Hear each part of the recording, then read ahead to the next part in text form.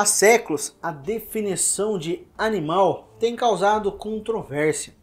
Embora isto surpreenda quem esteja estudando Magiozoology pela primeira vez, o problema talvez fique mais claro se pararmos um instante para considerar três tipos de criaturas mágicas. Os lobisomens passam a maior parte do tempo sob a forma humana, seja de bruxo ou de muggle. Uma vez por mês, no entanto, eles se transformam em animais selvagens e quadrúpedes com intenções assassinas e totalmente sem consciência humana. Os hábitos dos centauros não são humanos. Eles habitam lugares isolados, recusam roupas e preferem viver longe de bruxos e muggles, embora tenham inteligência igual a ambos. Os trolls revelam uma aparência humanoide, caminham eretos, podem aprender algumas palavras simples, mas não menos inteligentes do que o unicórnio mais obtuso e não possuem poderes mágicos propriamente ditos, exceto sua força prodigiosa e sobrenatural. Então eu pergunto a vocês, qual dessas criaturas é um ser, ou seja, uma criatura digna de direitos legais e voz no governo do mundo mágico, e qual é um animal?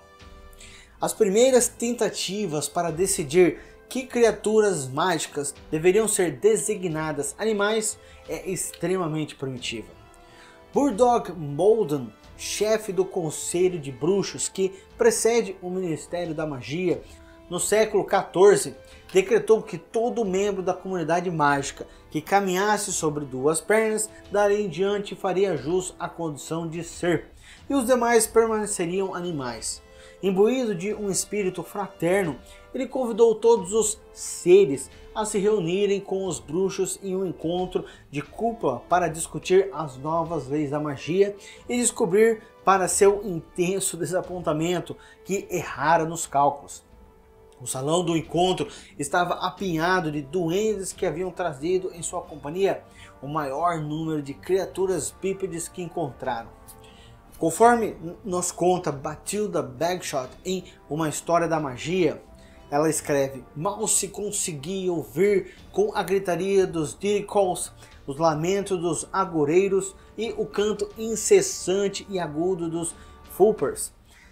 Enquanto os bruxos e bruxas tentavam consultar os papéis que tinham diante deles, uma variedade de fadinhas e pequenos duendes circulavam em volta de suas cabeças, dando os risinhos abafados e dizendo coisas ininteligíveis. Uns 12 trolls começaram a quebrar o salão com seus porretes, enquanto hags deslizavam pelo lugar à procura de crianças para comer. O chefe do conselho se levantou para abrir o encontro e escorregou em um monte de excremento de Porlock. Então ele saiu do salão correndo e xingando. Vemos assim que o fato de possuir duas pernas não era garantia de que uma criatura mágica pudesse ou devesse ter interesses nos assuntos do governo bruxo.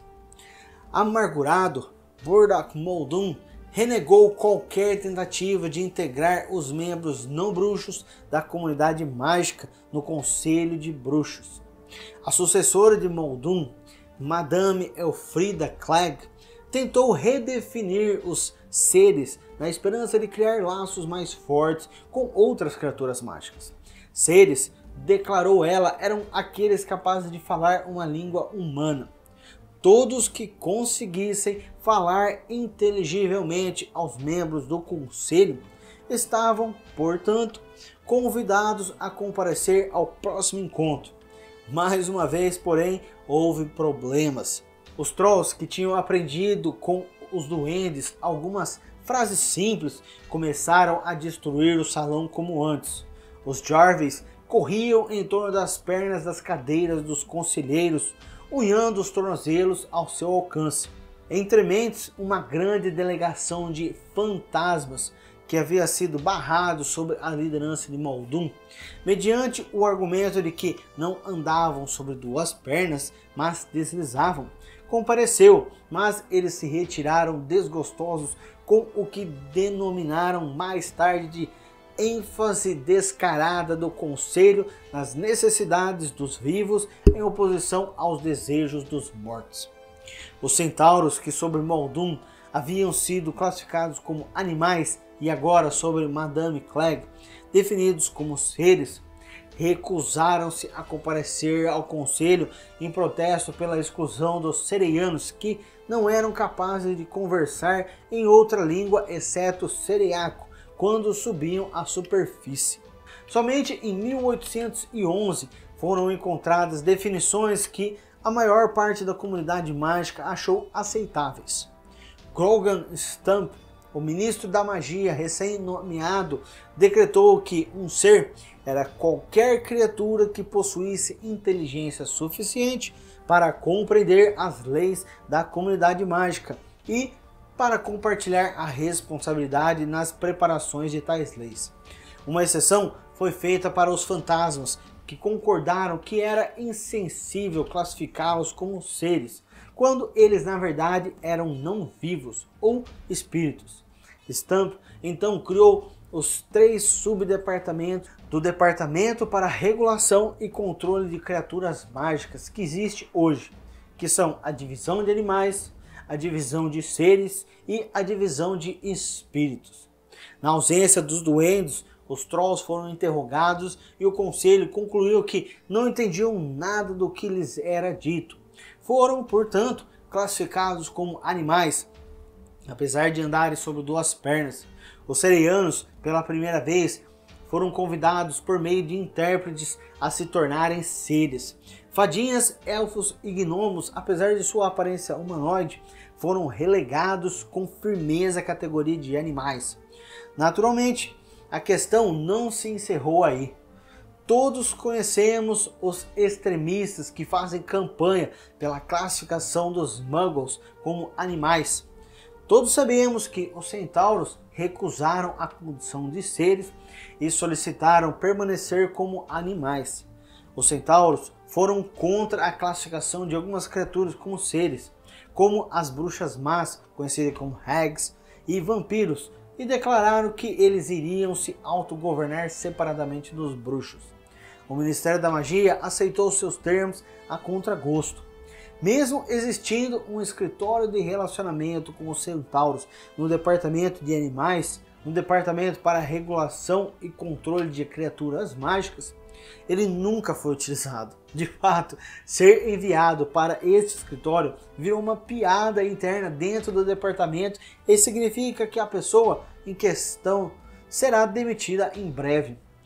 Os lobisomens foram transferidos da divisão de animais para a de seres há muitos anos. No momento em que Newt escreveu seu livro, havia um serviço de apoio aos lobisomens na divisão de seres, enquanto o registro de lobisomens e a unidade de captura de lobisomens permanecem subordinados à divisão de animais. Várias criaturas extremamente inteligentes são classificadas como animais porque não conseguem superar suas naturezas brutas. As acramântulas e as manticoras são dotadas de linguagem, mas tentarão devorar qualquer humano que se aproxime delas. A esfinge fala somente em charadas e enigmas e se torna violenta quando recebe uma resposta errada. Abordemos agora a pergunta que bruxas e bruxos mais fazem quando a conversa se volta para a magizoologia.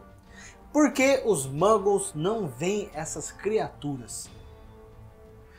Por mais surpreendente que possa parecer a muitos bruxos, os muggles nem sempre foram ignorantes a respeito das criaturas mágicas e monstruosas que nos esforçamos há tanto tempo para esconder. Um relance pela arte e literatura muggle da Idade Média revela que eles sabiam ser reais muitas das criaturas que hoje consideram imaginárias. O dragão, o grifo, o unicórnio, a fênix, o centauro, esses e muitos outros estão representados nas obras de arte daquele período, embora com uma inexatidão quase que cômica. Contudo, um exame mais atento dos bestiários muggles daquele período comprova que a maioria dos animais mágicos ou passou inteiramente despercebida dos muggles ou ficou confundida com outra coisa qualquer.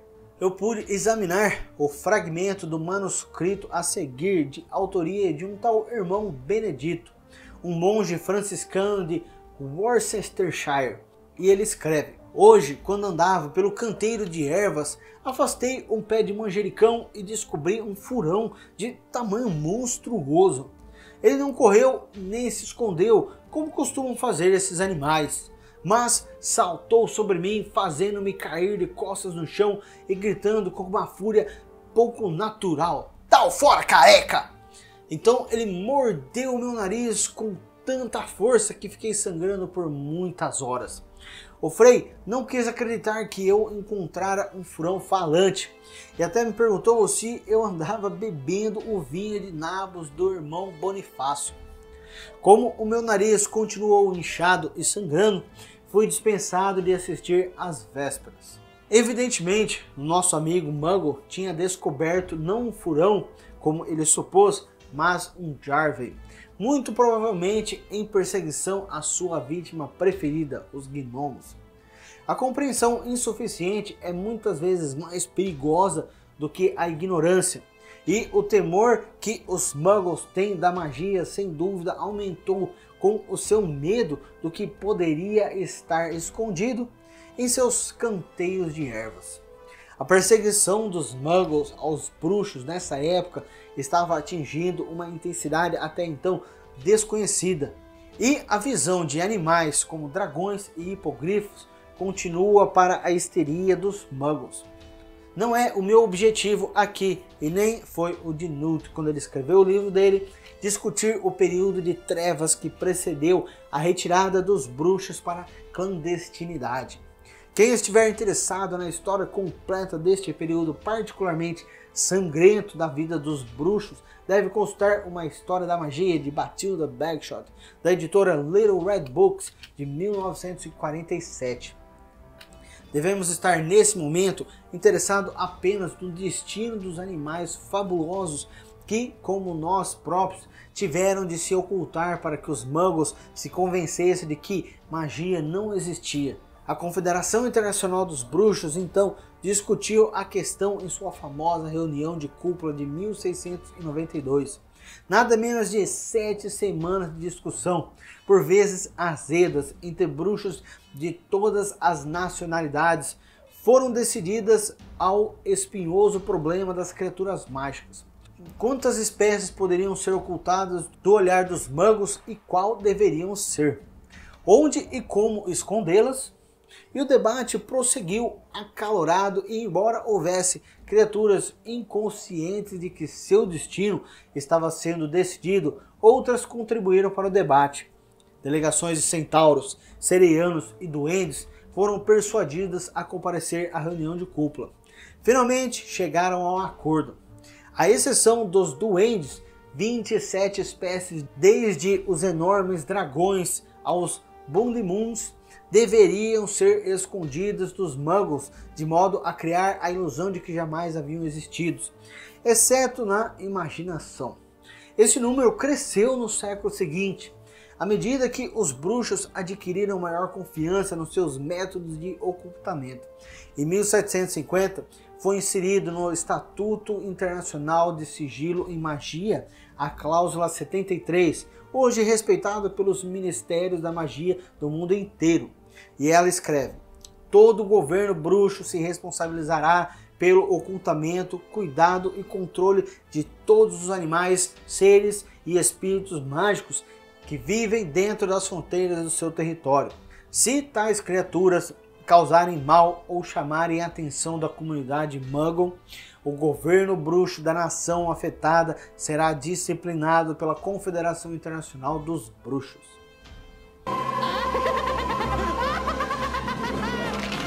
Voltaram, né?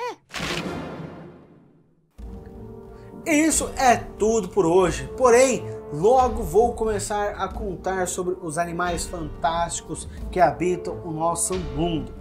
Porém, não esqueça, antes de sair, primeiro, se você não faz parte do clã, clica no botão inscrever-se para fazer parte do clã. Segundo, deixe seu gostei para que o YouTube saiba que este conhecimento deve alcançar outros. Dessa forma, você ajuda a espalhá-los pelos 4 cantos do reino. E em terceiro lugar, marca o ícone do sininho para que você possa ser notificado quando sair novos vídeos sobre os animais fantásticos do nosso mundo.